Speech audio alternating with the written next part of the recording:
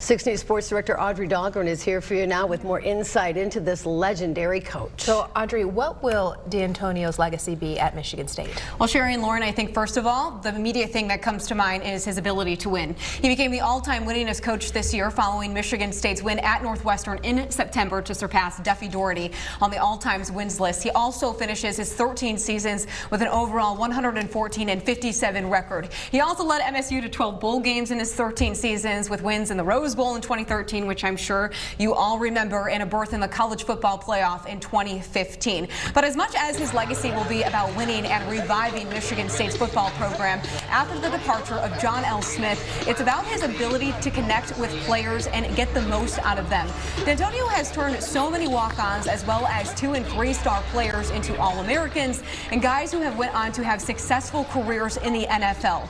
Kirk Cousins, Le'Veon Bell, Darqueze Dennard, Felton Davis, Garrett Selleck, Trey Waynes. I mean, the list just goes on. A total of 31 draft picks, and there will be more in this year's upcoming draft. Kenny Willekes, Joe Bacci are a couple that just come off my, top of my mind. Raekwon Williams. I know several players who played for Dantonio, and that's one thing that they always mention. Not only his ability to get the most out of his players, but he also was a coach who very much cared about his players and put, them first. One player even told us today that he would personally write a letter to them on their birthday every year just to let them know that, to have to add that personal touch. So you'll hear from some of those players during Sports at 6. All right. Thank you for your insight, Audrey. Well, Audrey is here for you now with sports. And, of course, continuing our coverage on the news of Mark Dantonio's retirement announcement today. Yes, Sherry and Lauren, after 13 seasons as Michigan State's football coach, Dantonio has decided to move on. Not only will you hear from a couple of his former players, but we'll discuss what this means ahead of tomorrow's National Signing Day. Stay with us. This is the LaFontaine Automotive Group 6 Sports Desk. As we mentioned at the top of the show and all day today, Mark Dantonio has stepped down as Michigan State's football coach after 13 seasons at the helm. And when you think about his career at Michigan State, he really helped reinvigorate a program that was in dire need of a change following the John L. Smith era in 2007. Now, the last couple of seasons have been more difficult. The wins as well as Big Ten championships haven't come as easy. The Spartans finished this season with a 7-6 record and a win in the Pinstripe Bowl. But for the last 2 years, he's been under a lot of scrutiny, especially from the fan base. Earlier this year, he did tell us that he would be coming back for another year and would be on the field when the Spartans opened up next season against Northwestern. But now today, we know that will not be happening. So many of his former players took to Twitter today to express their love and gratitude for Dantonio. Former Spartan linebacker Darian Harris said, "You're a legend, coach. You're one of the best men on the face of the earth. I was blessed to play under your direction and guidance." Chris Fry, another former Spartan linebacker, tweeted, "Thank you for everything. You are the reason I became a Spartan and will be a Spartan for the rest of my life." We're moving on to Josh Butler, extremely blessed to be a part of the Dantonio era. You helped a lot of dreams come true. Felton Davis also chiming in. And then, of course, you have Marcus Rush as well. We also talked personally to a couple other players, and here's what they had to say. I was at work when I heard the news from a coworker. I was kind of shocked a little bit, definitely thought he had a handful of more years left in there, but I think it was time, and, he's a smart man. I think he knows what he's doing. I was really kind of, in my own head under the impression he was coming back, more so at least for one more year. Obviously, there was a lot of controversy this year, and some speculation that maybe he wasn't going to come back, or maybe Michigan State shouldn't hire him back. But I thought at least he should have the right to one more year.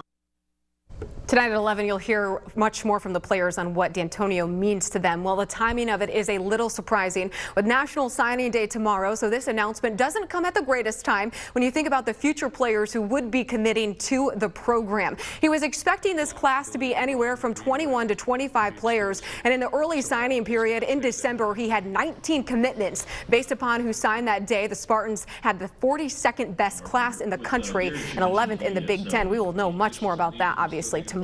Well, in lieu of all of the Dantonio talk today, there is still a basketball game taking place tonight at the Breslin Center between number 16 Michigan State and number 22 Penn State. Our Nick Mantis is live at the Breslin Center. Dantonio will be addressing the media at 6:30 prior to the game. And Nick, what can you tell us right now just being there? Well, it's kind of an interesting atmosphere. Everyone's kind of waiting to see what Dantonio is going to say tonight, but we obviously still have a basketball game, so fans are still trickling in. Now, Coach Tom Izzo told us earlier this week that he wants to see other players rather than Cassius Winston step up as far as their offense is concerned, and Cassius hopes that there's a certain part of their defense that could really help them get more home wins like tonight. It's hard to put too much on Cassius. I mean, he scored 23, but he got 6 in the last 10 seconds. And somebody should be able to pick up the slack. Maybe it'll be a Rocket. Maybe it'll be a Gabe. I think we both play, similar styles. Kind of, play hard, rebound, get out fast, get in transition. So I think, whoever wins the transition battle will probably be the better team. Our transition defense is going to be a real key to our success. So that's one of the things that we're focusing on the most. Well, defense obviously wins championships, so whether or not they can get another home win tonight can see whether or not they can hold on to that Big Ten standings and get a regular season championship as well. From the Breslin Center, Nick Mantis, 6 Sports. All right, thank you, Nick, so much. Well, that's it for sports right now. Michigan's basketball team also plays at home against Ohio State tonight, so we have a very busy 11 o'clock show ahead for us. All right, that's it for sports. David is back with a look at our forecast. We'll see you then. I think would be a beautiful way to describe it, only just because early this morning there were starting to, some rumblings going that, he may be retiring today, and, you think about it and you're like, okay, today of all the days. And so, it started early this morning, probably around 11 o'clock or so, that we were hearing that Dantonio would be stepping down as Michigan State's football coach. And, we've been talking about his legacy throughout the whole day. One thing that I think that we haven't pointed out, or at least I know that I haven't pointed out in our 5 o'clock shows or our 6 o'clock shows, is the fact that he, owned. He made it his mission to own the state of Michigan when it came to the Michigan State rivalry. And so that is one thing that we did not touch upon yet. And just having the ability to own the state, that was one of the big things that he wanted to do when he took over the program when John L. Smith was dismissed in 2006. And so that is just one part of his legacy that I think a lot of people will remember, is his ability to beat Michigan. And you were saying, today of all days. Talk about what's significant about today. Well, yeah, we mentioned earlier that National Signing Day is tomorrow. It's actually the second signing day when it comes to college football. I mean, it's recognized, I guess, around the whole country as the day. It's the the first Wednesday in February every year where high school football players get to sign and say where they're going to go to college. And so earlier, though, in December, they had their early signing day, and he had 19 commitments, 10 offensive players. There was a quarterback in there, and these are players that he invested in.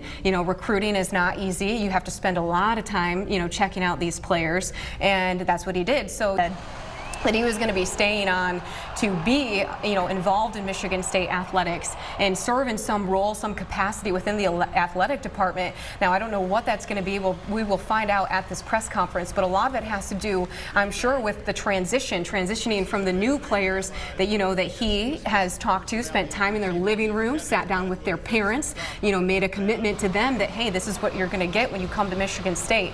And then you also have the, the players that he's coached that are still there. So he will, in some way, shape, or form, I'm probably, sure he's going to serve in, helping the new players and then the old players and the transition when it comes to that. So hopefully that will make this transition much smoother. Yeah, and it should. Obviously, you want somebody on your staff or, in the athletic department, somebody that has been able to have so much success as Mark Dantonio over the years. This is somebody that you want to have continue to stay in your athletic department if you can do so. And if he wants to and he wants to stay, but maybe just not have all the coaching, the responsibilities of being the head coach at the university, then I think more than welcome Bill Beekman, and as well as so many other people welcome the idea that, he wants to stay. Like I said, we'll find out too more questions at this press conference as, why he decided to make this decision. I know the last couple of years have been pretty strenuous on him. There might, over the years too, he's had health issues. So, we will learn a lot starting at 6. Well, it is 6:33. He's supposed to speak at 6:30, but we're still waiting for him to, take the podium and address everybody. We do talk about Mark Dantonio, you know, as a legendary coach with all his wins, but as you said, we can't ignore kind of the lows that have come. You know, the last few seasons have not been the greatest. He's also had the legal trouble, and now he is also part of a lawsuit facing the university himself as well. Yeah, and you know, and some of that, you know, it's just that's a lot of outside stress that gets added to it. You know, being a head coach at a Division I university is already stressful enough as it is, and so when you have all this other stuff, outside factors contributing to it, now that also causes, you know, even more, adds even more to your plate. And you know, that the deposition and everything that's going on with Curtis Blackwell is still going on, taking place, and you know, we'll find out, you know, in a couple weeks or so, I'm sure, next couple, maybe a month or so, what will transpire from all of that. But yeah, in the moment, you know, that is currently taking place. He did say this is a 365, 24-hour-a-day job, and can't imagine that. Yeah, it absolutely is. And you know, I think that you can't forget to, I mean, just obviously the fact that, yeah, the recruiting, you know, for any coach is it takes a lot of time, and you know, here's the empty podium. We're still waiting currently. He will address the media before Michigan State, the basketball game against Penn State. But yeah, recruiting is very tough, and it takes a lot of time. And I just think that, you know, in the statement he mentioned too, you know, maybe spending some more time with his family, and maybe, you know, he's just reached that point in his life probably. And the former players that we spoke to today mentioned the fact that, you know, he is a very, very big family man, and he always made sure to make them feel like they were family at the university while they were playing underneath him. And you know, so they said that it wouldn't surprise any of his former players if he really just wanted to step away or you know, have a lesser role, just to spend more time with his family. You know, his wife Becky and his 2 daughters. So with the length of time that he has been here, he has spent a lot of time, as you said, away from his family. And in fact, he also just had the bonus in January for his longevity here at the university. So yeah, you know, that comes into play too. These last 2 years have been very interesting just because of, you know, this bonus was coming up, you know, and then the extension of, you know, his time at Michigan State, and so it's not difficult, but it's kind of a culmination of just a lot of things at one point. Well, it's interesting. Coach Dantonio not only has been an incredible coach at Michigan State University, but also very philanthropic.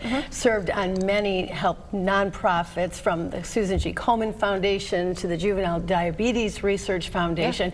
So the community aspect, bringing his players to some of these events and having them mentor the young people with the Lansing Promise. I know that Spartan Athletics very committed to that as well. So not only will he be missed on the football field, but also in our community, as he spent and gave so much of his personal time to so many incredible causes here in our community. And we heard earlier tonight in Brittany Flowers, as she was on campus talking with students, and one student in particular said, you know, you think Michigan State University, you think Tom Izzo, you think Mark Dantonio, and we have these big name coaches, and so now this will really be big shoes to fill, and the search now, we don't know if it's underway, how long officials have known that this might be coming, but it will be interesting to see the names that are floated to replace Dantonio. And Tom Izzo, as you know, Tom Izzo is very close with Mark Dantonio. The two of them are very good friends, and so you know, and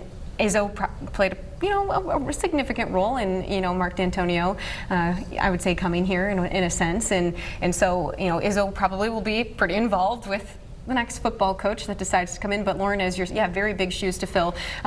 You know, it's like kind of coming in, the last couple of seasons, you know, haven't been the best, but it's definitely a lot. Somebody whoever is coming in, it will be a lot. Yeah, it'll be a lot to fill for them. And as Lauren said, both of those coaches support each other's programs wholeheartedly. You see Coach Izzo at many of the Michigan State football games. Oh, he's always on the side. Yeah, he's always down on the sideline. And the same thing with Coach Dantonio in the stands at the basketball games. One thing I do want to mention, and this made me think of it, is that Mike Tressel will be serving as the interim head football coach in the time being, in lieu of everything that's happened with Mark Dantonio deciding to retire. Now, for the new recruits that are coming or have committed to MSU, do you think we see some of them back out now on this news, or is it not too late for that? No, they could. The signing day is tomorrow. I mean, the early signing day period, you commit, but technically, you know, the signing day is the real signing day is tomorrow. So if they want to pull out, there's a high probability that they could. Some of them could. And we know we had Brittany Flowers on campus today talking with students, but you've been talking to players and also seeing some of their reactions over social media. So tell us a little bit about that. It's been emotional. It's an emotional day for them. You know, and some of those, if you heard some of them, but these guys have been very much affected by Dantonio in a very positive way. He does, I mentioned it earlier, and it's like kind of like a broken record maybe, but he does find, sorry, just 1 second. And so, anyways, but he was, lost my train of thought there for a second. You're talking about how he's meant so much to the players. He's really guided them along the way, so he's getting good support on Twitter. Talking about the former players, they, you know, told us that he made them feel like they were a family, and that is something, you know, I know several of the former players. I mean, I went to Michigan State. When I started at Michigan State, you know, that's when the Mark Dantonio era was beginning in 2007. And so, you know, he had the ability to resonate with his players in a way that a lot of other coaches in Division I, I don't think, you know, it takes a special person to be able to do that, to get, you know, 2-star recruits, 3-star recruits, turn them into NFL players. And there are multiple players. I mean, you know, the list, like, you know, as I said this again earlier, the list goes on and on, because every time it seems like, you know, on a Sunday, for a while there, you turn on an NFL game and there's a former Spartan, and a former Spartan though that played under Mark Dantonio. And just for people who may be joining us late, let's just talk a little bit about what we're doing right now. We're waiting for Mark Dantonio to come up and address the media. This will be the first time that we hear from him publicly since he announced on social media this afternoon. That's how he spread the news, with a letter posted to Twitter and Facebook that he would be retiring, and we were told that he would be holding a press conference at 6:30. We're still waiting for him to come up and speak. It will be interesting to see if he just makes a statement or if he takes questions from media. There are a lot gathered there. I'm sure he will take questions, knowing Dantonio. You know, he is a very friendly guy. A lot of people, you know, you see that grimace on his face a lot when he's on the sidelines, or even some days when he'd come up, you know, for his press conferences and everything like that. You know, he'd have that stern face. But if you really know Dantonio, he is a very witty guy. He is, you know, he's quick to make a joke sometimes if he's in the mood for it, sure. But obviously, yeah, he's very friendly, and you know, we'll just see what transpires from all of this as we wait for him to take the podium at the Breslin Center. He better get there kind of soon, because there's a basketball game that's about to be played. Let's go. We know that he is the all-time winningest coach, right? But let's talk about some of his other accolades that he has. You know, finishing some of his wins, I mean, his record. It's incredible to think that, you know, a guy that you go to 12 bowl games in 13 seasons. 12 bowl games in 13 seasons. I mean, that means that they only missed out once on not making a bowl game, not being in the postseason somehow, in some form, some way. And the Rose Bowl victory in 2013, I mean, that just, I think, really at that time frame, it really catapulted and put Michigan State football on the map, because it was like, you know, hey, you have to watch out for the Spartans. I mean, and a lot of players from that team went on to play in the NFL. Kyler Ellsworth, who joined us in the 6 o'clock show, he had that, you know, this game-winning stop that sealed the deal. And, you know, so obviously Coach Dantonio means a lot to him. And it just, the wins, you talk about the wins, you talk about owning the state of Michigan, you talk about the bowl games. 12 and 13 seasons, the winning percentage in general. The playoff berth was huge too. I mean, 4 teams make the college football playoff. And Michigan State was one of those teams back in 2015, which is also what makes the last 2 seasons really difficult for people, because in a way you get spoiled as a fan at Michigan State when you go to a Rose Bowl. That is something that is very hard to accomplish. Going to a college football playoff is very hard to accomplish. And so when you reach that heights, kind of, you know, in a way that Tom Izzo does too with the basketball program, people expect that, and that's a lot of pressure. You know, I'm not the major football expert around here, but my thought would have been that Dantonio would have come back, because after everything that he has done and been through here at the university. I hate to see him go out kind of on a low note performance-wise. Yeah, and I think a lot of people too were hoping that yes, he would stay 1 more year, 2 more years to try to restore the program to the heights that he had it at during those times in the Rose Bowl, College Football Playoff, Big Ten championship years. That was everybody's hope, and I'm sure maybe in his mind that's what he wanted to do too. I mean, when he talked to us in December-ish, November, I would say, about say that he was going to come back for this next season, he seemed genuine. Didn't seem like he was feeding a line, and so. But again, a lot has happened since then. We have, going back to this Curtis Blackwell case, the deposition in that, which there was a lot of legal back and forth leading up to that on, the deposition and what questions would be be able to be asked and what wouldn't, and we don't know, exactly what went on in that deposition, and that was just back in early January. Well, that's also the other thing too that I'm sure that he will get asked about at this press conference, and whether or not he addresses it, because he has been very, tight-lipped when it comes to answering questions about that, and in that sense, who knows what he can and cannot say, because that is, a whole legal situation that is being dealt with, and but it is interesting that the timing of all of this is around this time though of the deposition with Curtis Blackwell. Right, and for those of you who may not know the Curtis Blackwell case, this is a former staffer, who was let go and now claims it was for the wrong reasons, or he's wrongfully let go, and so he's suing. Right, suing Michigan State University, and that of course is including Coach Mark Dantonio.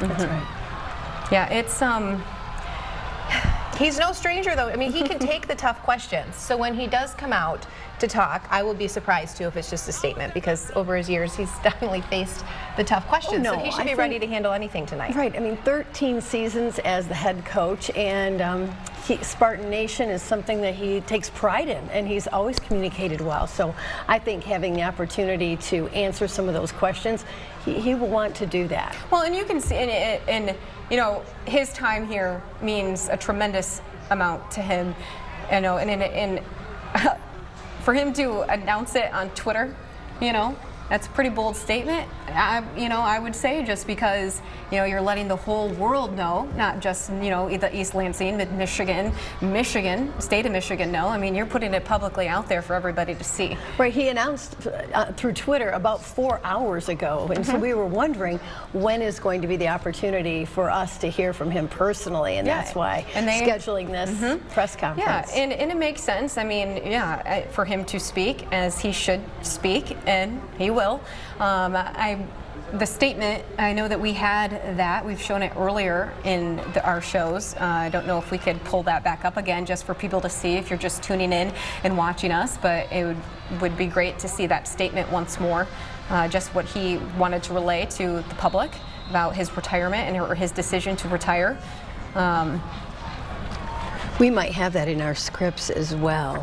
So one thing, in that statement that we talked about with his decision to stay on at the university. So obviously in itself lets you know that this is, there no hard feelings necessarily, around this, if he plans to stay, and whatever role that will be. And I thought it was, a very gracious letter, didn't really offer many details other than it seemed like he was just like, it's time. It's been a long time. It's 2020. It's a new decade. Yeah, he mentioned about it being a new decade. Okay, we are hearing that Dantonio is getting close to the podium, so we will join this press conference live as he does take the stage. We should mention we do, of course, have a crew there as well, 6 Sports crew. Yes, our, Nick Mantis is there with the Breslin, and then obviously our photographer is there taking this press conference live. But yeah, and we will obviously have a much more, and depending on what he says, we'll talk about it after it's all said and done. But we'll have a lot of it, tonight at 11, and it looks, well, we heard from Nick. When we heard from Nick in the 6 o'clock Sportscast, you could see that there are dozens of media present for this. Yeah, so this statewide. And it goes to show, I mean, as Sherry said, he just made this announcement late this afternoon, and I mean, fortunately, we're here in town. It's not that big of a scramble for us to get over there. And there is a basketball game tonight, so people likely had crews headed here. But I mean, it just goes to show what a big deal it is that. Yeah. Well, you know, and hopefully, and I'm sure they will ask him this, and I don't know if he'll address it, but, you know, the coaching, a lot of people were asking after last year, everybody thought that he should have changed the coaching staff last year. And all he did was just reshuffle everybody, put them into, you know, different roles. You know, some were, you know, Dave Warner went back to being quarterback's coach and things like that. But everybody thought that he should have, you know, gotten a whole new staff, and he just decided to reshuffle. Now this year, going into this, you know, brand new season, if he was going to stay on another year or two, like he had mentioned earlier, that was going to be another big question. Who are you going to keep? Who are you going to let go? Dantonio is a very, very loyal guy when it comes to his coaching staff, and so maybe this was a decision too that he just did not feel ready, like he wanted to make. He felt like he wasn't ready to fire somebody or let go of people that have been with him and a part of his staff for a very long time. So all questions that the media here in mid-Michigan, in the state of Michigan in general, as you saw, people from Grand Rapids, Detroit, will all ask him those questions and hopefully, you know, get somewhat of an answer. Now, when a new coach comes into a program like this, does that mean pretty much a new coaching staff across the board? Absolutely. For the most part, usually coaching staff is, you know, like any organization that comes in and has a new system that they want to put in place, they're going to bring their own. They're going to bring their own people for the most part. They want to hire their own people. Here he comes right now. Okay. Let's go live right now.